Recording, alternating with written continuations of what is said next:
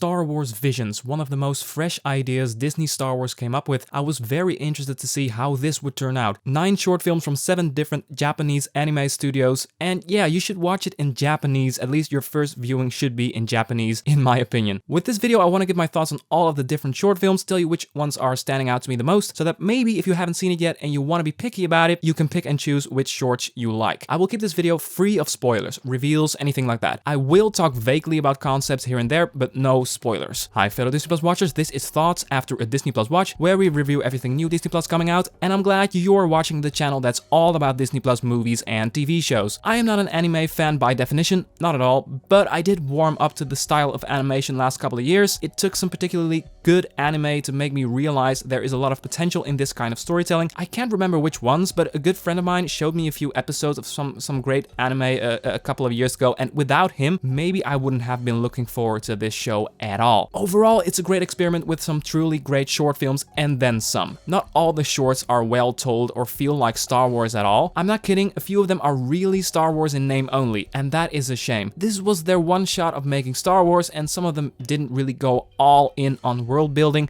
and just made Earth with a few droids flying around. You know what? Why not make it a bit of a ranking on the spot? I'll start with the one I'm into the least, and then we'll work our way up. My least favorite was Tatooine Rhapsody. One thing I did find a tiny bit disappointing in Star Wars Visions overall is that almost all of the shorts are about the Jedi and Sith. A lot of them start to feel like they are blending together because we're getting so many of the same kinds of stories. Well, compliment to Tatooine Rhapsody. This one is completely different, and I respect the creators for fighting the urge of doing a Jedi samurai story, because that is what everyone else is doing. And now I'm going to contradict myself, because man, this kind of a story is not for me. Loads of respect for even daring, you know, having the guts to make a road trip rock band episode with loads of original trilogy characters. It's extremely ballsy in my opinion to just take all these iconic characters and throw them into a story about a touring rock band that looks like it's playing on Cartoon Network early in the morning. For me, it completely misses the mark and is not anything remotely resembling interesting Star Wars, but I appreciate the effort. Akakiri. This is what I was talking about earlier. This setting is not bad, but it's just Japan. It's just Earth. It's not playing around in the sandbox of Star Wars all that much. The story is also lacking in my opinion, and they could have just used like 10 minutes of extra story. I felt like there were some scenes missing to make me really understand what it's about and what it's trying to tell. The villain in this story is really cool, I would say almost iconic, and there is a good twist right at the end, but the twist did feel a bit hollow because I couldn't really follow what the goal of the main character was, so I wasn't immersed at all in this episode. And the animation, not great. Looks a bit on budget, if you know what I mean. Not a big fan of this one overall. Next up, TOB1. It's kind of like Toby, like one of the characters also says TOB1 really fast, and it almost sounded like Toby, at least in the Japanese version. Okay, I haven't watched or read any reviews really before I collected my own thoughts on all the episodes, but I did come across some people who really seemed to hate TOB1, this short. I am not one of them because I actually think the animation is incredibly cute, totally not anything resembling adult Star Wars, but in my opinion just gorgeous to look at. And oh my god, the soundtrack and sound design, it's amazing. I'm actually craving for the soundtrack to come out because it was such a nice, synthy, percussive, cute experience. Yes, I'm using the word cute again because it is. The short is incredibly pleasant and uplifting to look at and to listen to. But this story about a droid desperately wanting to be a Jedi, which is a cool idea I think, didn't work for me. This short overstayed its welcome in a way. The idea of a daydreaming droid who can be a Jedi is tragic and can result in a heartwarming story, but it just wasn't. The short kinda expands itself into something it shouldn't be in my opinion, and into something most of these shorts are already doing. It goes bonkers in a way that was really not fitting for the kind of short that it started out as. Then we have The Elder. I think this episode tried to tell something substantial about age and what aging does to someone. Also how the Force comes into play in all of this. I think this episode is a bit head-scratching. It's not bad, not at all. The lightsaber action is really well animated. That bit was full of energy, but the story is in my eyes just uneventful. It ends on a note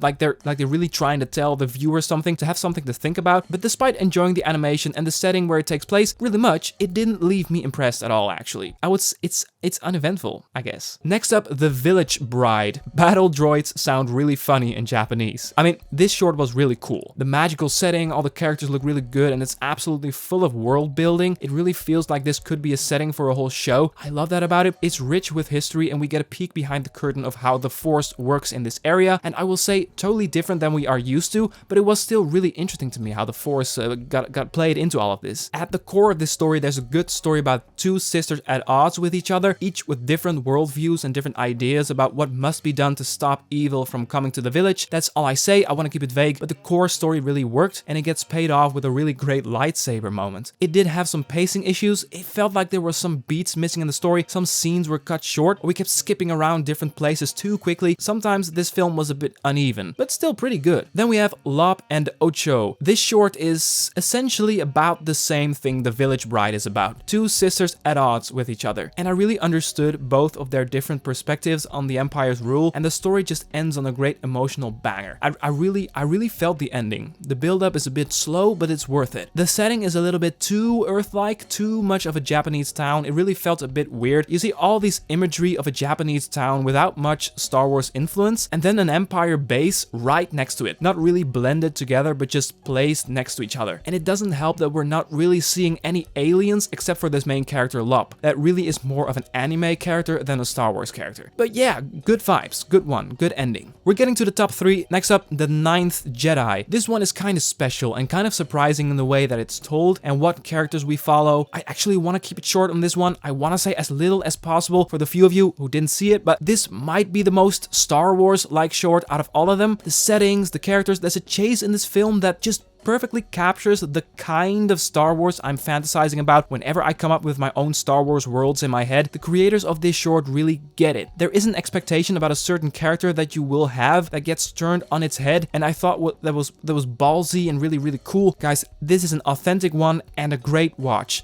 But The Twins, my number 2 spot, is also truly special. It's the most grand in scope, it's the most creative with lightsabers, it's the most experimental with the way characters and objects move, it's truly energetic. Your heart rate will get up a little while watching this. Again, I sense a theme in Star Wars visions. This short is also about siblings. Now, the story isn't really an emotional one, rather the setup of the story is pretty good and makes the stakes perfectly clear, and after that, just that bit of setup, this short is just non-stop breathtaking action, and I was smiling the whole way through. This is both really Star Warsy around this Star Destroyer setting and really fresh and creative in its execution. Again, you will love what it does with lightsabers, at least I feel like you will, but not one of them beats the very first one. Number 1, The Duel. The first episode is my favorite. A black and white film with color only popping out whenever there is a lightsaber or some kind of light source. Every frame in this short is a work of art. I was drooling, watching with my mouth wide open. This atmosphere is truly magnetic and enchanting. The pacing is beautifully slow and it takes a lot of time to tell the story. The action sequences are breathtaking and just creative. It's one that I'll probably rewatch and just the most impressive one. It's so perfect. The main character is mysterious but interesting for a story like this. The creatures, the droids, truly Star Wars-like. This short